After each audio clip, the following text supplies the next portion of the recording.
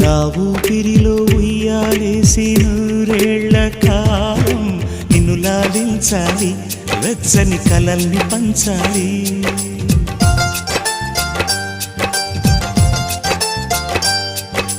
నీ స్నేహంలో స్నానం చేసి నా కన్ని దేహం తరించిపోవాలి, తీయని స్వరాలు పాడాలి.